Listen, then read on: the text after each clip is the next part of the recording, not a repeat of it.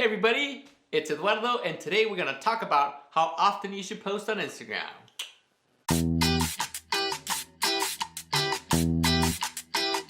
But before we begin, I wanted to take a moment to ask that if you've been enjoying these videos, please take a second to subscribe to my channel, give this video a thumbs up. It really makes a difference in helping my channel be seen by more people, which helps me be able to create more of these videos for you. Alright, so thank you, and let's begin with the topic. So one of the questions I most often get asked by small business owners on Instagram is, how often should I post on Instagram?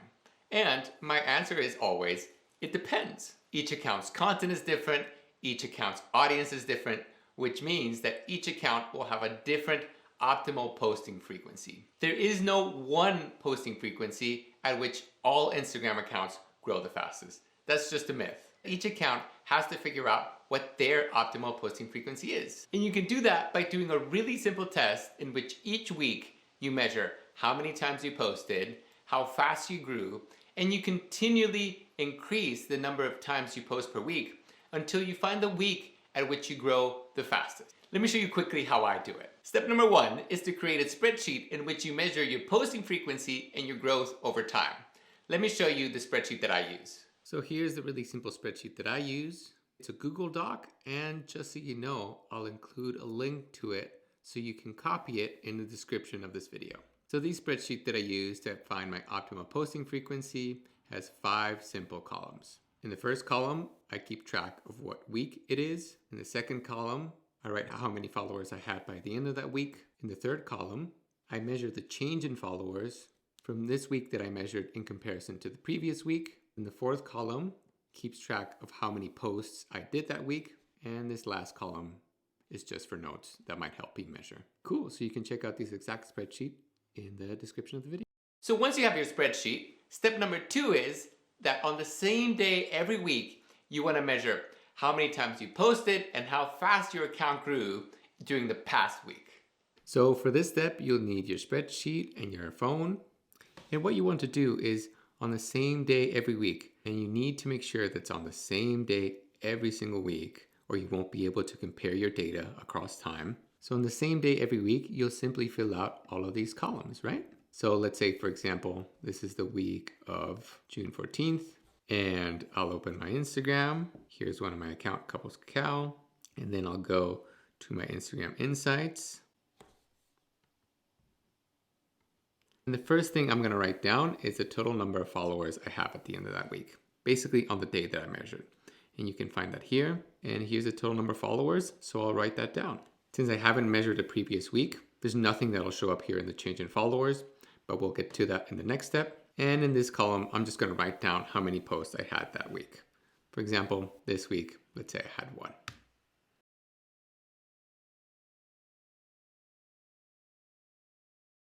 And in this column, if you want to write down any notes, I like to write down usually if I posted at a different time and it had a different result, or if I posted a particular type of post that got really high engagement, or if someone tagged me, that just might help give me context for the measurements of this week. All right, so it's a really simple process to measure. The most important thing is that you measure on the same day every single week, or this information won't be useful. I like to measure particularly on Mondays, because that's just easy for me since it's the first day of every week. And I'll be able to measure how I did from the previous day, which would be Sunday, until the Monday of that week. But whichever day is better for each person, I'm sure will be different. Once you have your spreadsheet, and once you're measuring on the same day every week, step number 3 is that you want to gradually increase the number of times you post per week, and you want to measure how that posting frequency affects your growth. And you want to keep increasing the number of times you post per week until you find the optimal posting frequency at which your account grows the fastest. Let me show you how that looks in action. So if you're using the optimal posting frequency example spreadsheet, you can head on to this tab and you'll find an example of how I found the optimal posting frequency for one of my accounts, Couples Cacao. So this is all real data that I use to figure out how many times a week I should post. So like I showed you in the previous step, I kept track of the week, how many followers I had on the day that I was measuring. This was every Monday, how much my followers changed from the previous week, and the number of posts I had that week. And finally, some notes if you find it useful. So for the first 5 weeks that I was measuring this, I actually was not posting on my account. I was very busy during that time and I just simply couldn't post. And as you can tell here, I barely grew.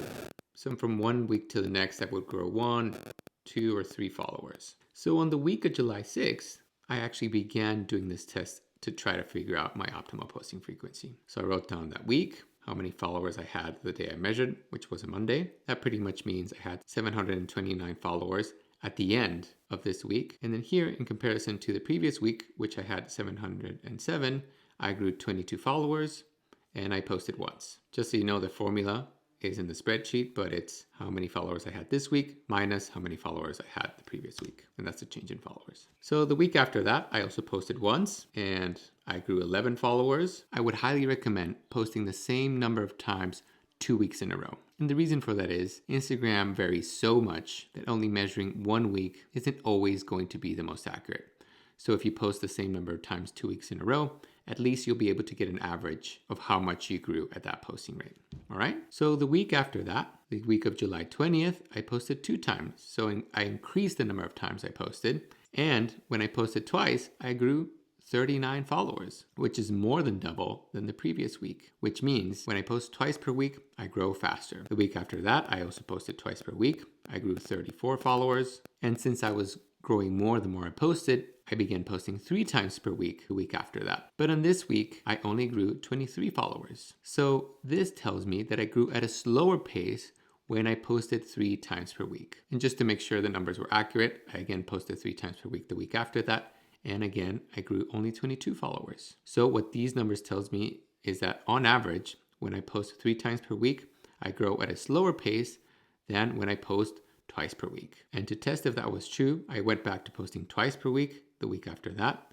And again, I began growing faster, 36 new followers that week, as well as the week after that when I posted twice, 31 new followers. So this means that at posting twice per week, I grow the fastest. And I figured it out simply by keeping track of how many times I posted and how fast I grew based on the number of times I posted. And all you want to find is the number of posts per week at which you grow the fastest. And finally, once you've found your optimal posting frequency, step number 4 is that every couple of months, you want to do this test again to measure if your optimal posting frequency has changed.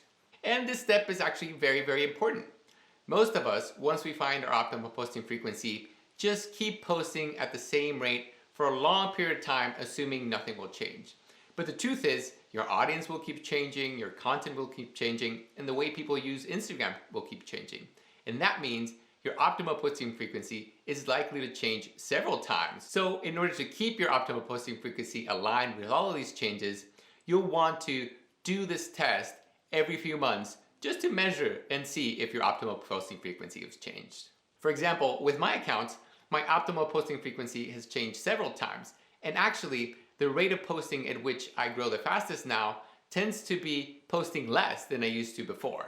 And I only discover that by consistently doing this test every few months. And that has actually helped me a lot because it's helped me see that I don't need to post as much as I did before, and therefore I just save a bunch of time and energy not having to create as much content, and I can keep growing at the same pace or faster. Another thing that has really helped me with my accounts is once I know my optimal posting frequency, what I do is simply I automate the process of posting all of my posts on Instagram directly from my computer. I'll include a link to the video I made about that topic in the description of this video. And finally, my last piece of advice is that once you find your optimal posting frequency and you're finding it really hard to be able to stick to it, don't worry about it. You don't have to always post at your optimal posting frequency.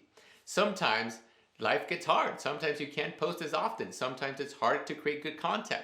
I, for example, in one of my accounts, Couples Cacao, I know that my optimal posting frequency is twice per week. But I usually just post once per week, and I don't grow as fast, and that's also okay. It's good to remember that to grow your Instagram, how often you post doesn't matter as much as the quality of your content, how engaging it is, because that's what's going to determine how much the algorithm surfaces you throughout the Instagram ecosystem, and that's ultimately what matters the most and what drives growth the most. All right, so I really hope you found this information valuable. See ya!